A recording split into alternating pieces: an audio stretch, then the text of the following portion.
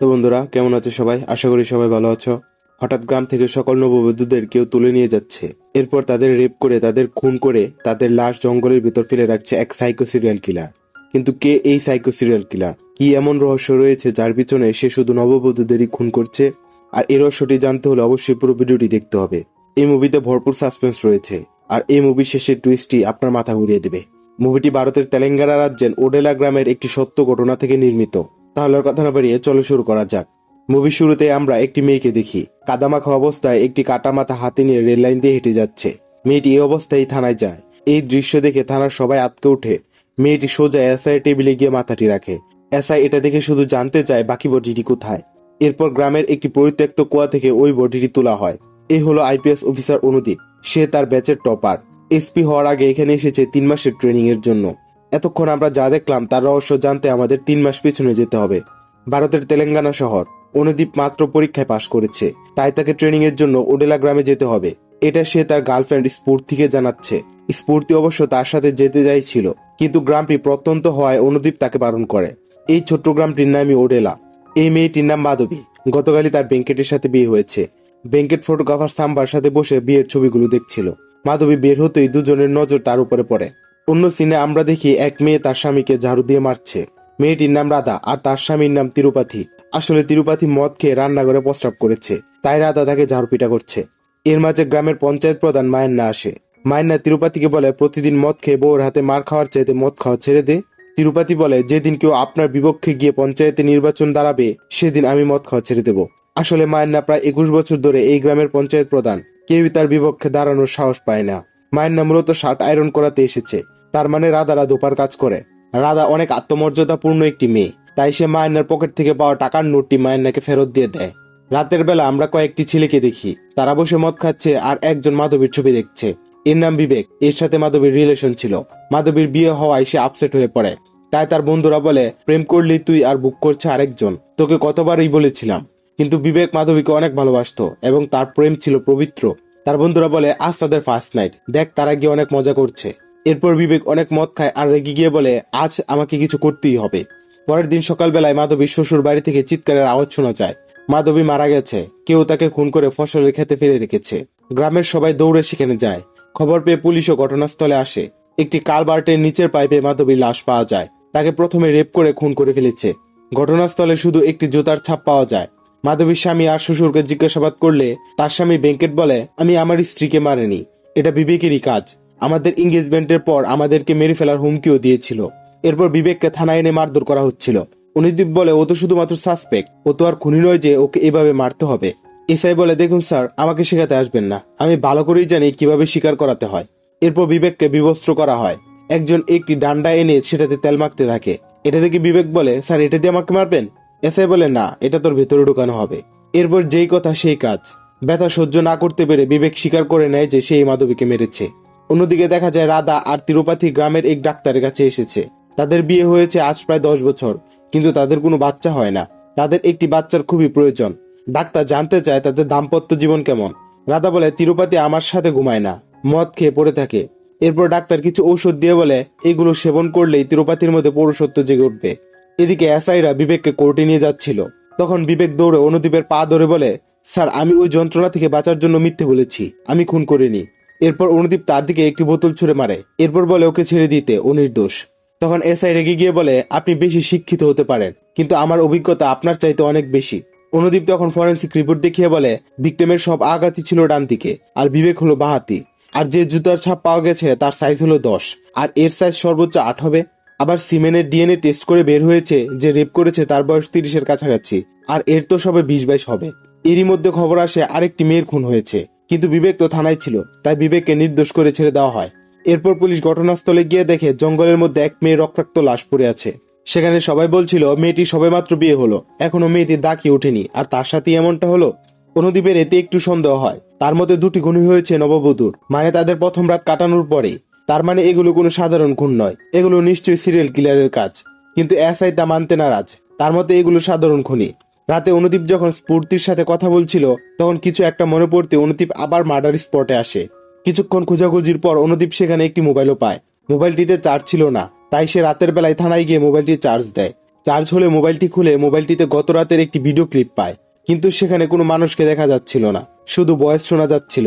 সেখানে শোনা যায় এক ব্যক্তি ওই মেয়েটিকে তুলে এনে মারধর করছে। এরপর তার স্বামীর সাথে কাটানো প্রথম রাতের কথা জানতে চায়, তার স্বামী তার সাথে কিভাবে কি করেছে। মেয়েটি ভয়ে দাপে দাপে সবকিছুই বলছে, আর লোকটি ঠিক সেভাবে মেয়েটিকে দর্শন করে। মেয়েটি বাঁচার জন্য চিৎকার করছে। লোকটি মেয়েটিকে দর্শন করে এরপর খুন করে ফেলে। অনুদীপের কাছে এখন শুধু একটি ক্লুই রয়েছে, তা হলো এই ভিডিওতে থাকা ওই লোকটির বয়স। অন্যদিকে তিরুপতির ভাই চান্দুকে দেখা যায় তার বন্ধু সাম্বাকে ফোন করে বলছে, এসব ভিডিও কোথায় পাস তুই, আমাকেও পাঠা দেখি। সাম্বা বলে, দেখে ডিলিট করে দিস কিন্তু। তখনই রাধাকে গোসলখানায় যেতে দেখে চান্দু বলে, ফোন রাখ, আমার ভাবি গোসল করতে যাচ্ছে। সাম্বা বলে, এনজয় কর। রাধা গোসল করতে শুরু করলে চান্দু দরজার একটি ছিদ্র দিয়ে রাধার গোসল করা দেখতে থাকে এবং তার মোবাইলে ভিডিও করতে থাকে। তখন এক মহিলা দেখে বলে, এই চান্দু তুই কি করছিস? চান্দু বলে, আমি আমার বউকে দেখছি, তাতে তোমার কি? মহিলা বলে, আগে বিয়ে তো কর, তারপর বউকে দেখিস। মহিলা রাধাকে ডাকতে চান্দু পালিয়ে যায়। রাধা গোসল করে এসে তিরুপতিকে বলে, আসল পুরুষ বউর ব্লাউজ খুলতে গিয়ে ছিঁড়ে ফেলে, আর তুমি কাছতে গিয়ে ছিঁড়ে ফেলেছো? তিরুপতি বলে, দোয়ার সময় খেয়াল করিনি। রাধা একটি সেফটি পিন দিয়ে আটকে দিতে বলে। সেফটি পিন লাগাতে গিয়ে তিরুপতির হাত কাঁপছিল।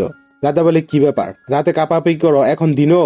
তিরুপতি বলে, আমি ভয় পাচ্ছি এদিক ওদিক না লেগে যায়। রাধা বলে, বিয়ের পর থেকে তোমার মুছের খোঁচাই কিছু হলো না, এখন সেফটি পিনে কি হবে, লাগাও তো। রাধা মুখ টিপে হাসছিল। তিরুপতি বউকে বলে, তুমি তো সুন্দর, একটু একটু মেকআপও তো করতে পারো। রাধা বলে, তাহলে তো যারা কাপড় দিতে আসে তারা সবাই সিটি বাজাতে শুরু করবে, তখন ভালো লাগবে। অন্যদিকে পুলিশ ওই বয়েজ গ্রামের সবাইকে শোনাতে থাকে, কেউ তাকে চিনতে পারে কিনা দেখার জন্য। অনেকের কাছে শোনানোর পর তিরুপতিদের কাছে শোনালে তিরুপতি বলে, বয়েসটি তার পরিচিত। চান্দুকে ডেকে বলে, এটা সাম্বার বয়েস না? ওই তো এমন বাজে শব্দ সবসময় ব্যবহার করে। চান্দু বলে, আরে না, এর মতো শোনা গেলেই কি ও হবে নাকি? চান্দুর আচরণ সন্দেহজনক হওয়ায় সাম্বাকে থানায় ধরে আনা হয়। এরপর ভয়েস রিকগনাইজেশন সফটওয়্যার দিয়ে তার ভয়েস ম্যাচ করার চেষ্টা করা হয়, কিন্তু তা ম্যাচ হয় না। তখনই সাম্বার হয়ে এক উকিল আসে। সে প্রমাণ দেখায় যে সাম্বা ওই দিন অন্য এক গ্রামে বিয়ের অনুষ্ঠানের ভিডিও করছিল। এরপর এসআই সাম্বাকে ছেড়ে দেয়। আসলে অনুদীপ যেহেতু ট্রেনিং এ আছে, তাই তার এসআই এর কথা মতোই কাজ করতে হবে। আর এসআই চায় না অনুদীপ যেন তার কাজে ইন্টারফেয়ার করে। এসপি এসআই কে ফোন করে বলে দ্রুত কেসগুলো সলভ করতে।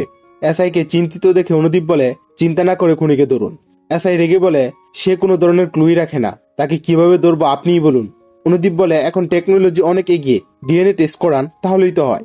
এসআই বলে, এর আগে একটি রেপ কেসের জন্য দিয়েছিলাম, 6 মাস লেগেছে টেস্টের রেজাল্টটি আসতে। অনুদীপ বলে, এসপি স্যার ও আরো কিছু বড় পদের লোকের রেফারেন্স নিয়ে হায়দ্রাবাদের ফরেন্সিক ল্যাবে পাঠালে 4 দিনের মধ্যে রিপোর্ট চলে আসবে। এসআই বলে, তাহলে চলুন গ্রামের সবার স্যাম্পল নিয়ে ডিএনএ টেস্ট করাই। তখন অনুদীপ বোর্ডে একটি ছক আঁকে। সে গ্রামের মহিলা ও বাচ্চাদের বাদ দিয়ে 25 থেকে 30 বছর বয়সী ও যাদের জুতোর সাইজ 10 সেসব পুরুষদের আলাদা করে। দেখা যায় মাত্র 20-25 জন পুরুষের ডিএনএ টেস্ট করালেই হবে। এসআই এতে কনভিন্স হয় এবং ওই 25 জনের স্যাম্পল নিয়ে ফরেন্সিকে পাঠানো হয়, কিন্তু টেস্টের রেজাল্ট আসতে আরো 10 দিন সময় লাগবে। এখন শুধু অপেক্ষা, আর এটা খেয়াল রাখতে হবে যেন এই কয়েকদিনের মাঝে অন্য কোনো ঘটনা না ঘটে। কিন্তু এখানেই ঘটে আরেক বিপত্তি। একদিন মায়ান্না থানায় আসে। মায়ান্নার মেয়ের বিয়ে, তাই থানায় এসেছে সবাইকে নিমন্ত্রণ করতে। বিয়ের কথা শুনে অনুদীপ এসে বলে, দেখুন নতুন বউদের সাথে এমন ঘটনা ঘটছে, আর আমরাও চাই না যে গ্রামে আপাতত কোনো বিয়ে হোক, আপনারাও আপাতত বিয়েটা পিছিয়ে দিন। মায়ান্না বলে, ওই মেয়েরা আলাদা, আমার মেয়ে আলাদা, আমার বাড়ির দিকে তাকানোর সাহস কারোই নেই, বিয়েটা হবেই। কার্ড দিয়ে গেলাম, এখানের খাবার অনেক সুস্বাদু, এসে খেয়ে যাবেন। মায়ান্নাকে দেখা যায় মেয়ের বিয়ের প্রস্তুতি নিচ্ছে। বিয়ের দিন সকালে অনুদীপ তাকে ফোন করে বোঝানোর চেষ্টা করে আর বলে বিয়েটা পিছিয়ে দিতে, কিন্তু মায়ান্না তার কথা শুনে না। রাতে তার মেয়ের বিয়ে হয়। গ্রামের সবাই আনন্দ করছিল, পঞ্চায়েত প্রধানের মেয়ের বিয়ে বলে কথা। তিরুপতিকে দেখা যায় লুকিয়ে মদ খাচ্ছে। রাধা দেখে ফেলায় আবার এসে নাচতে শুরু করে। আজ তাদের প্রথম রাত। রাধা মায়ান্নার মেয়ে প্রিয়াকে সাজিয়ে দিচ্ছিল। অন্যদিকে সাম্বা সবার ছবি তুলছে। সাম্বাকে দেখা যায় ছবি তোলার নামে অন্য অ্যাঙ্গলে ভিডিও বানাচ্ছে। বাহিরে মায়ান্না তাস খেলছিল। পুলিশকে দেখে বলে, আমি তাদের দাওয়াত দিলাম খেয়ে যেতে, আর তারা পাঠিয়েছে সিকিউরিটি গার্ড। কনস্টেবল দয়াকে অনুদীপ ফোন করে জানতে চায় সেখানের অবস্থা। দয়া বলে, বাড়ির বাইরে সব ঠিকই আছে, কিন্তু রুমের ভিতরে কি হচ্ছে তা আমরা জানি না। আসলে তারাও বিরক্ত হয়ে আছে, কারণ অনুদীপ তাদের সারা রাত ডিউটি করতে বলেছে, আর ফাঁকে ফাঁকে তাকে আপডেট দিতে বলে। রাত কেটে যায়। সকাল হতেই অনুদীপ ফোন করে জানতে চায় কি অবস্থা। দয়া প্রিয়াকে দেখে বলে ও সেফ আছে, ওর বান্ধবীকে এগিয়ে দিতে স্টেশনে যাচ্ছে। অনুদীপ প্রিয়ার উপর নজর রাখতে বলে, তাই দয়ারা প্রিয়ার পেছনে যেতে থাকে। তখনই আমরা ওই সাইকোকে ভুট্টা ক্ষেতের ভেতরে দেখতে পাই। প্রিয়া বান্ধবীর সাথে স্টেশনে বসে ট্রেনের জন্য অপেক্ষা করতে থাকে। দয়ারা চায়ের দোকানে চা খাচ্ছে। তখনই একটি ট্রেন আসে। ট্রেনটি যাওয়ার পরে দেখা যায় প্রিয়া নেই, প্রিয়ার বান্ধবী পড়ে আছে। দয়ার সাথে সাথে অনুদীপকে ফোন করে জানায়। অন্যদিকে সাইকোটা প্রিয়াকে ভুট্টা খেতে নিয়ে গেছে। প্রিয়া সাইকোকে দেখে চিনে ফেলে বলে, তুই আমার বাবাকে চিনিস না? সাইকো হাসতে হাসতে বলে, কিন্তু তোর বাবা জানে না আমি কে। এরপর বলে, যদি তোর প্রথম রাতের কথা আমাকে না বলিস তাহলে আমি তোকে কেটে কেটে টুকরো করে মেরে ফেলবো। এদিকে দয়ারাও ক্ষেতর ভিতর তল্লাশি শুরু করে। এদিকে সাইকোটি বারবার প্রথম রাতের কথা জানতে চাইছে। বাধ্য হয়ে প্রিয়া বলে, আমি সব বলছি। এরপর প্রিয়া তাদের প্রথম রাতের কথা বলতে থাকে। তা শুনে সাইকোটিও তেমনি করে প্রিয়াকে দর্শন করতে শুরু করে। প্রিয়ার গলা চেপে তাকে রেপ করছিল। প্রিয়ার মুখ দিয়ে রক্ত চলে আসে আর প্রিয়া মারা যায়। পুলিশকে দেখতে পেয়ে সাইকোটি তাদের উপর পাথর ছুঁড়ে মারে এবং পালানোর চেষ্টা করছিল। ততক্ষণে অনুদীপ সেখানে চলে এসে সাইকোটির উপর গুলি চালাতে শুরু করে। সাইকোটি ক্ষেতের মধ্য দিয়ে পালাতে থাকে। অনুদীপ দৌড়াতে দৌড়াতে পড়ে যায়। এরপর একটি পাথর সাইকোটির দিকে মারলে সাইকোটির মুখে গিয়ে লাগে। সাইকোটিও মাটিতে পড়ে যায়। অনুদীপ কাছে গিয়ে দেখে এ আর কেউ নয়, চান্দু। চান্দু বলে, আমি কিছু জানি না স্যার, আমি পাম্প সেট করতে এসেছি। পুলিশ মারতে মারতে চান্দুকে থানায় নিয়ে যায়। গ্রামের সবাই ততক্ষণে জেনে গেছে চান্দু এসব করেছে। থানায় চান্দুকে রামদোলাই দেওয়া হচ্ছে। রাতারা এই খবর জানতে পেরে তিরুপতিকে নিয়ে থানার উদ্দেশ্যে বের হয়। তখন মাধবীর শাশুড়ি এসে বলে, তোর ভাই আমার ছেলের বউকে মেরেছে, তোদের সর্বনাশ হবে। খবর পেয়ে মায়েন্না থানায় চলে আসে। সে সময় অনুদীপ ছিল না। মায়েন্না এসআইকে 1 কোটি টাকা দিয়ে বলে থানার সবাই ভাগ করে নিতে আর চান্দুকে তার হাতে তুলে দিতে, কারণ মায়েন্না চায় সে তার মেয়ের খুনিকে নিজ হাতে শাস্তি দিবে। এসআই চান্দুকে মায়েন্নার হাতে তুলে দেয়। অনুদীপ এসে দেখে চান্দু থানায় নেই। এরপর এসপি কে ফোন করতে গেলে এসআই বলে, স্যার আপনি এখানে শিখতে এসেছেন, আমাদের চাকরি খেতে নয়। অনুদীপ বলে, কি শিখবো আপনাদের কাছ থেকে? ইউরোর ব্যাগ দিয়ে টাকা নেওয়া? আমি পুলিশে যোগ দিয়েছি পেশনে, ঘুষ নেওয়ার জন্য নয়। এসআই বলে, আপনার টাকার প্রয়োজন নাই হতে পারে, কিন্তু আমার আছে। আমি পুলিশে যোগ দিয়েছি পরিবারের জন্য। আমার 3টি মেয়ে রয়েছে, তাদের ভালো পড়াশোনা করাতে হবে, তাদের বিয়ে দিতে হবে। এর জন্য আমার অনেক টাকা লাগবে। আমি চাই প্রতিদিন ডাকাতি ও মার্ডারের কেস আসুক, যাতে আমার ভালো ইনকাম হয়। অনুদীপ বলে, তাহলে ইউনিফর্ম খুলে ভিক্ষা করো গিয়ে। এসআই তখন তার বাগে টাকা নিয়ে বলে, এসপি কে ফোন করে আমার বাসায় একটি বিষের বোতল পাঠিয়ে দিবেন। আর হ্যাঁ, বাসায় অনেক লোক রয়েছে, তাই বড় বোতল পাঠাবেন। এরপর রাধা আর তিরুপতি থানায় এসে অনুদীপকে বলে, চান্দু এমনটা করতেই পারে না, সে পাম্প সেট করতে খেতে গিয়েছিল, তাদের হয়তো কোথাও ভুল হয়েছে। অনুদীপ বলে, আমি জানি তোমরা ভালো মানুষ, কিন্তু আমার আর কিছু করার নেই। চান্দুকে মায়েন্না নিয়ে গেছে। অন্যদিকে মায়েন্নাকে দেখা যায় চান্দুকে টর্চার করছে। সে যেখানে যেখানে মেয়েকে অলংকার পরিয়েছিল, চান্দুরি সেখানে সেখানে ছুরি দিয়ে আঘাত করছে। রাধা আর তিরুপতি মায়েন্নার কাছে যায়। রাধা মায়েন্নার পায়ে পড়ে বলে, সে দোষ করলে তাকে জেলে দিতে, কিন্তু ওকে মারবেন না। মায়েন্না বলে, আমার একমাত্র মেয়েকে মেরেছে সে, আমাকে ওকে দাফন করতে হয়েছে, তাই আমিও চান্দুকে তিলে তিলে কষ্ট দিয়ে মারবো। উপায় না পেয়ে রাধা আর তিরুপতি গ্রামের বড় বড় সবার কাছে যায় আর অনুরোধ করে মায়েন্নাকে বোঝাতে, কিন্তু কেউ তাদের সাহায্য করতে রাজি হয় না। এরপর তারা উকিলের কাছে যায়। উকিল তাদেরকে 1 লক্ষ টাকা দিতে বলে, কিন্তু এত টাকা তারা কোথায় পাবে? পরবর্তী দিন অনুদীপ মায়েন্নাকে ফোন করে বলে, গ্রামে আরেকটি মেয়ের খুন হয়েছে, চান্দু খুনি নয়, আমাদের ভুল হয়েছে, ওকে ছেড়ে দিন। মূলত চান্দু ওই দিন পাম্প সেট করতে গিয়েছিল, সে ভুল সময় ভুল জায়গায় ফেসে গিয়েছিল। মায়েন্না চান্দুর চিকিৎসা করিয়ে বাড়িতে নিয়ে আসে এবং রাধা ও তিরুপতির কাছে পুলিশের ভুলের জন্য ক্ষমা চায়। রাতে স্ফূর্তি অনুদীপকে ফোন করে বলে কেন সে তার ফোন ধরছে না। অনুদীপ তাকে এখানের সিচুয়েশনের কথা খুলে বলে। স্ফূর্তি অনুদীপের স্ট্রেসের কথা বুঝতে পারে এবং কিছুক্ষণ চিন্তা ভাবনা করে বলে, ওই কিলার তো শুধু নববধূদেরই খুন করে, তাহলে চলো আমরা বিয়ে করে ফেলি, এরপর সে আমাদের কাছে আসলে তুমি ওকে ধরে ফেলবে। অনুদীপ এসবের মাঝে স্ফূর্তিকে জড়াতে চাইছিল না, কিন্তু স্ফূর্তি অনুদীপকে সাহায্য করতে চায়, তার জন্য সে যে কোনো রিস্ক নিতে প্রস্তুত। প্রথমে রাজি না হলেও স্ফূর্তির জোরাজুরিতে অনুদীপ রাজি হয়ে যায়। পরবর্তী দিন অনুদীপ একটি ভিডিও বানিয়ে টিভিতে প্রকাশ করে দেয়, যেখানে সে বলে, আমি আগামী সপ্তাহে চলে যাব। এখানে 4টি নববধূর খুন হয়েছে, 4টি বিয়েই হয়েছিল। ওই কিলারকে এখন আমি চ্যালেঞ্জ করছি, 5ম বিয়েটা আমি করব। আমি জানি তুমি আমাকে শুনছো, দেখি তোমার কত সাহস, পারলে এসো। কথা মতো পরবর্তী দিন গ্রামের মন্দিরে অনুদীপ স্ফূর্তিকে বিয়ে করে। সাম্বাকে দেখা যায় ছবি তুলছে। সাম্বা চান্দুকে ফোন করে বলে, পুলিশের বউটা যা দেখতে রে। চান্দু বলে, বাদ দে এসব, কিন্তু চান্দুর চেহারা অন্য কিছু বলছে। বিয়ের পর অনুদীপরা কোয়ার্টারে আসে, সবাই বাড়ি সাজাচ্ছিল। দরজায় একটি কাগজে দেখা যায় কিলার অনুদীপকে চ্যালেঞ্জ করেছে। রাধা চিন্তা করছিল, বলে এখন যদি কিছু হয়ে যায়। তিরুপতি বলে, ওদের বিষয় একরকম, স্যারের বিষয় একরকম, স্যারের কি কিছু করতে পারবে? অনুদীপ তিরুপতিকে কিছু টাকা দিয়ে বলে সবার জন্য বিরিয়ানির ব্যবস্থা করতে। রাতে তিরুপতিকে দেখা যায় টাকা বাঁচিয়ে ব্র্যান্ডের বোতল এনেছে। সাম্বা আর চান্দুকে নিয়ে তা খাচ্ছে, আর রাধা পাশ থেকে চেঁচাচ্ছে। সাম্বা বলে, আইপিএস এর ওয়াইফ হেব্বি দেখতে। তিরুপতি বলে, রোদে বের না হলে তো এমনই হবে। সাম্বা বলে, এতক্ষণে নিশ্চয়ই মস্তি করছে। তিরুপতি সাম্বাকে বলে, আগে বিয়ে কর, তারপর তুইও মস্তি করবি। সাম্বা বলে, তাদের থেকে তো ওই কিলারই বেশি মজা করছে। সাম্বা চান্দুর চোখে মুখে রাগ দেখে বলে, তুই নির্দোষ বলেই তো ওরা তাকে ছেড়েছে, এভাবে তা খেয়েছিস কেন? কিন্তু চান্দু বলে, আমি কাউকেই ছাড়বো না, প্রতিটি মারের শোধ আমি নিব। অন্যদিকে অনুদীপ স্ফূর্তিকে নিয়ে তাদের প্রথম রাতের ভালোবাসার কথা বলছিল। রাধাকে দেখা যায় ঘরে শুয়ে আছে। ইঁদুরের শব্দে তার ঘুম ভেঙে যায়, উঠে পানি কাটছিল। তখনই উপর থেকে একটি ট্রাঙ্ক পড়ে যায়। রাধা খুলে দেখে সেখানে মেয়েদের আন্ডারগার্মেন্টস রাখা, সাথে স্বর্ণের রিং ও নূপুর। কিন্তু এগুলো কাদের, কোথা থেকে এলো? রাধার আর বুঝতে বাকি রইল না। সে অলংকারগুলো নিয়ে বেরিয়ে যাচ্ছিল। তিরুপতি জানতে চায় সে কোথায় যাচ্ছে। টয়লেটের কথা বলে রাধা বেরিয়ে পড়ে। রাধা মায়ান্নার বাসায় যায়, তাকে একটি রিং দেখিয়ে বলে এটা কি তার মেয়ে প্রিয়ার নাকি। মায়ান্না বলে এটা প্রিয়ারই। রাধা সেখান থেকে দৌড়ে মাধবীর শ্বশুর বাড়ি আসে। তাদেরকেও একটি রিং দেখিয়ে বলে এটা কি মাধবীর নাকি। তারাও জানায় যে এটা মাধবীর রিং। সবার থেকে কনফার্ম করে রাধা বাড়ি ফিরে দেখে চান্দু আর তিরুপতি নেই। তারা কোথায় গেছে কেউই জানে না। রাধা চিন্তায় পড়ে যায় এবং বেরিয়ে পড়ে। রাধা একটানা অনুদীপকে ফোন করে যাচ্ছে। এদিকে প্রথম রাত বলে কথা, অনুদীপও মোবাইল সাইলেন্ট করে রেখেছে। দেখতে দেখতে ভোর হয়ে যায়। রাধা তখনও ফোন করে যাচ্ছে। এদিকে অনুদীপকে দেখা যায় বাইরে এসে বসে পত্রিকা পড়ছে। এর মাঝে তিরুপতি এসে কাজ করতে শুরু করে। অনুদীপ তিরুপতিকে বলে কাপড়গুলো সব ওয়াশ করতে নিয়ে যেতে। কিছুক্ষণ পর তিরুপতি কাপড়ের এক গাঁটটি নিয়ে বের হয়। তিরুপতি বলে অনেক কাপড়, আমি কাল এসে দিয়ে যাব। এরপর তিরুপতি বেরিয়ে পড়ে। অনুদীপ মোবাইল চেক করে দেখে রাধা তাকে ফোন করেই চলেছে। রাধা জানতে চায় ম্যাডাম কোথায়, তাড়াতাড়ি চেক করুন। অনুদীপ ভিতরে গিয়ে দেখে কোথাও স্ফূর্তি নেই। রাধা বলে কিলার আর কেউ নয় স্যার, আমার স্বামী তিরুপতি। তিরুপতিকে দেখা যায় সাইকেল নিয়ে অনেক দূরে চলে গেছে। কাপড়ের গাঁটটি করে সে স্ফূর্তিকে এনেছে। ফ্ল্যাশব্যাকে দেখা যায় তিরুপতি কাপড় আনতে গিয়ে স্ফূর্তির কাছে গিয়ে তার গায়ে হাত দিচ্ছে। স্ফূর্তি প্রথমে ভেবেছিল অনুদীপ। এরপর যখনই সে তিরুপতিকে দেখতে পায় তখনই তিরুপতি তাকে সেন্সলেস করে ফেলে। আগের খুনগুলো তিরুপতিই করেছিল। ওই দিন সে এই ভুট্টা ক্ষেত থেকে পালিয়ে যায় আর চান্দু ভুল সময় ভুল জায়গায় ফেসে যায়। এরপর অনুদীপ ফোর্স নিয়ে বেরিয়ে পড়ে। অন্যদিকে রাধা বাড়ি ফিরে আসে। এরপর তার কুকুরকে তিরুপতির কাপড়গুলো শুকায় এবং কুকুরটিকে ছেড়ে দেয়। কুকুরটির পেছনে রাধা যেতে থাকে।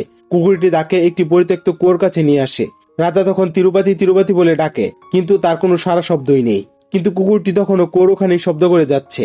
এরপর রাধা ভালো করে চেক করে দেখে সিঁড়ির নিচে তিরুপতি স্ফূর্তিকে রেপ করার চেষ্টা করছে। রাধা তিরুপতির কাছে অনুরোধ করে স্ফূর্তিকে ছেড়ে দিতে। এরপর জোরে জোরে চিৎকার করে সাহায্য চাইতে থাকে। তিরুপতি উপরে এসে বলে চিৎকার করিস না। রাধা বলে কেন এই পাপ করছো তুমি? কেন তুমি এইভাবে মেয়েদেরকে মারছো? আমি কাকে দেখছি? এটা কি তুমি? কেন এমন হয়ে গেছো তুমি? তিরুপতি বলে তোর জন্য। রাজা জানতে চায় আমি কি করেছি। তিরুপতি বলে তুই আমাকে কাপুরুষ বানিয়েছিলি। এখানেই আমাদের দেখানো ওই মূল কারণ।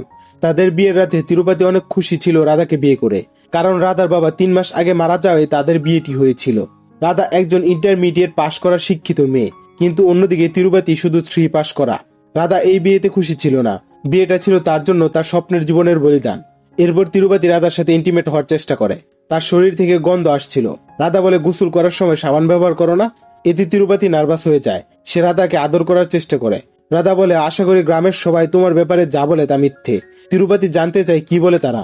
রাধা বলে তুমি নাকি সকল মেয়েকে বোনের মতো করে দেখো, তোমার মধ্যে পুরুষত্ব নেই। তিরুপতি বলে এমন নয়, এগুলো সবই মিথ্যা। তিরুপতি এতে আরো অনেক নার্ভাস হয়ে যায়। সে ঠিক মতো ইন্টিমেট হতে পারছিল না, তাই সে থেমে যায় এবং রাধাকে বলে আমরা কাল আবার চেষ্টা করব। রাধা ব্যাপারটা বুঝতে পেরে মুখ ঘুরিয়ে নেয়। তিরুপতি বলে শুধু ওই রাত নয়, 10 বছর যাবত আমি তোর অপমান সহ্য করে আসছি। এরপর একজন পুরুষ কি করবে? আমি দুর্বল বলে তুই সবসময় আমাকে অপমান করেছিস। মায়ান্নার মেয়ের বিয়ের বাসর সাজানোর সময় আমি বলেছিলাম এমন একটি খাট পেলে আমিও খাট ভাঙবো। তখন রাধা বলেছিল খাট ভাঙতে লাফালাফি নয়, স্টেমিনা লাগে। তুই সবসময় আমাকে অপমান করে এসেছিস। আজ আমার এই অবস্থার জন্য তুই দায়ী, তোর কথা দায়ী। রাধা বলে আমি অন্যায় কি বলেছি? তিরুপতি বলে একজন স্বামীকে পুরুষ বা জানোয়ার বানানো সবকিছু নারীর ইচ্ছার উপর নির্ভর করে। আমি কিভাবে পুরুষ হতাম? ওই সকল ওষুধ খেয়ে যা তুই ওই ডাক্তারের কাছ থেকে এনে দিয়েছিলি। আমি পুরুষ হয়েছি শুধু একটি মেয়ের জন্য। মাধবীর বিয়ের রাতে ভোর 4টায় আমি উঠে তাদের আওয়াজ শুনতে পাই। জানালা দিয়ে উঁকি মেরে দেখি তারা ইন্টিমেট হচ্ছে। ওই দিনই আমি বুঝতে পারি আমিও একজন পুরুষ। আমি ওকে তুলে নিয়ে আসি, এরপর নিজেকে টেস্ট করি। আমি সফলও হই। ও যাতে কাউকে কিছু বলতে না পারে তাই আমি ওকে খুন করি। এরপর আমি আরো আগ্রাসী হয়ে উঠি। আমার আরো আকাঙ্ক্ষা বেড়ে যেতে থাকে। আমি আমার আনন্দ এখানেই শেষ করতে চাইছিলাম না, তাই আমি আরো খুন করতে শুরু করি। আসলে তিরুপতি মেয়েদের মুখ থেকে তাদের প্রথম রাতের কথা শুনে সেই মতো রেপ করে এরপর খুন করে স্যাটিসফ্যাকশন পেত। সব শোনার পর রাধা তিরুপতির কাছে অনুরোধ করে সে যেন স্ফূর্তিকে ছেড়ে দেয়, কিন্তু তিরুপতি ছাড়বে না। সে স্ফূর্তিকে রেপ করবে এবং তাকে খুন করবে। রাধা তিরুপতির পায়ে পড়ে। এক পর্যায়ে তিরুপতি রাধার মাথায় আঘাত করে। রাধা কাদার মাঝে পড়ে যায়। এরপর তিরুপতি স্ফূর্তিকে রেপ করতে চলে যায়। রাধার তখন ওই মেয়েদের কথা মনে পড়ে। পাশে পড়ে থাকা একটি কুদাল নিয়ে কুয়োর মধ্যে লাফ দেয় এবং এক কূপে তিরুপতির মাথা কেটে আলাদা করে দেয়। এরপর নিজের কাপড় খুলে স্ফূর্তির গায়ে জড়িয়ে দেয়। রাধা তিরুপতির কাটা মাথা নিয়ে হেঁটে হেঁটে থানায় গিয়ে সারেন্ডার করে, যা আমরা মুভির প্রথমে দেখেছিলাম। তিরুপতির সাথে যা হয়েছিল তা মেডিকেলের ভাষায় ইনফেরিয়র ইম্পোটেন্সি সিনড্রোম। রাধার কথায় তিরুপতি কষ্ট পেয়েছিল, আর সেই আঘাতেই তিরুপতি এমন হয়ে যায়। 1 সপ্তাহ হয়ে গেছে, কেসগুলো সলভ। তাই অনুদীপ স্ফূর্তিকে নিয়ে চলে যাচ্ছে এবং মুভিটি এখানেই শেষ হয়ে যায়। তো বন্ধুরা, আজকের ভিডিওটি কেমন লেগেছে তা একটি কমেন্ট করে জানাবে। যদি ভিডিওটি পছন্দ করে থাকো তাহলে একটি লাইক দিয়ে যাবে আর অবশ্যই চ্যানেলটি সাবস্ক্রাইব করে পাশে থাকবে। ধন্যবাদ।